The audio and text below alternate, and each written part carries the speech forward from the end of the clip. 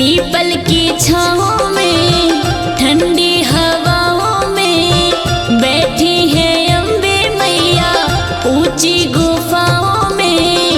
अब ना करूँगी इंतजार माँ मुझे दर्शन दे दो। अब ना करूँगी इंतजार माँ मुझे दर्शन दे दो। पीपल की छाँव में ठंडी हवाओं में बैठी है अम्बे मैया ऊंची गुफाओं में। अब ना करूँगी इंतजार माँ मुझे दर्शन दे दो।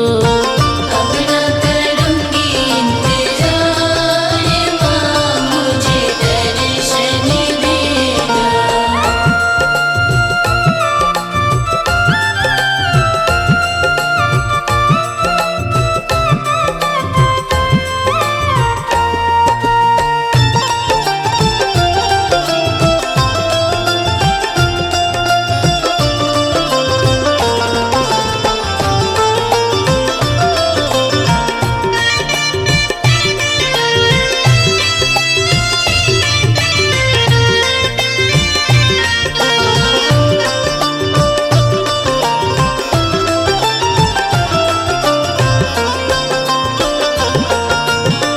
बिंदिया मैं लाई हूँ टीका भी लाऊंगी जी भर के मैया को मैं आज पहनाऊंगी।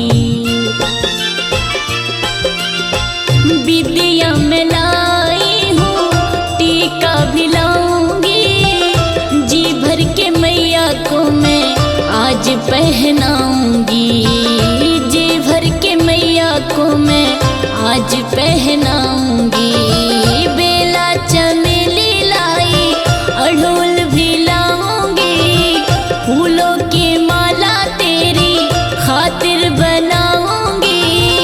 अब ना करूँगी इंतजार माँ मुझे दर्शन दे दो। अब ना करूँगी इंतजार माँ मुझे दर्शन दे दो। अब ना करूँगी इंतजार माँ मुझे दर्शन दे दो।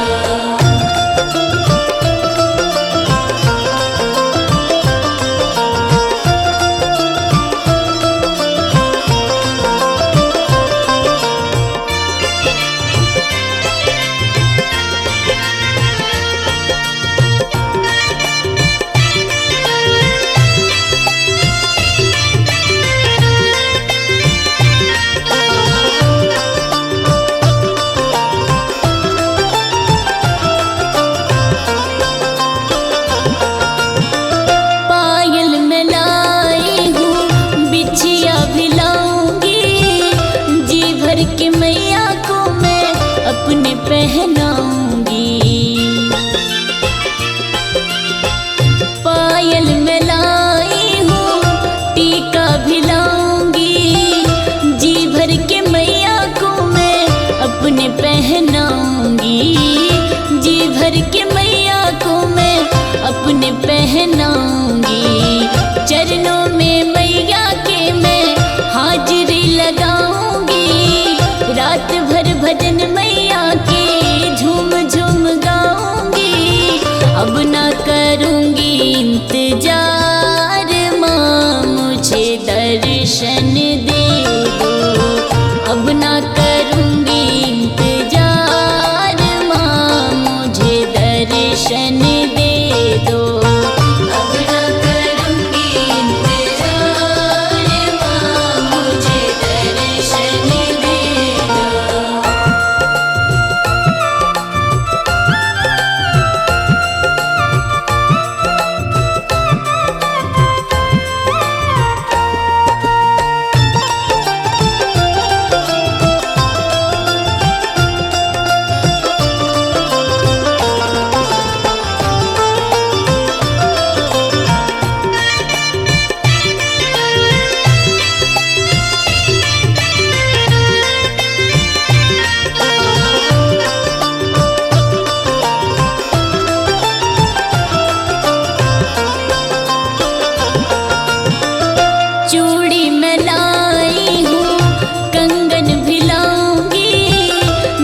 भर के मैया को मैं आज पहनाऊंगी।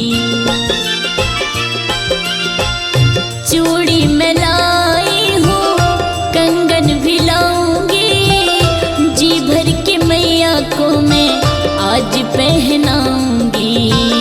जी भर के मैया को मैं आज पहनाऊंगी। लाली चुनरिया तेरी खातिर मंगाऊंगी, अपने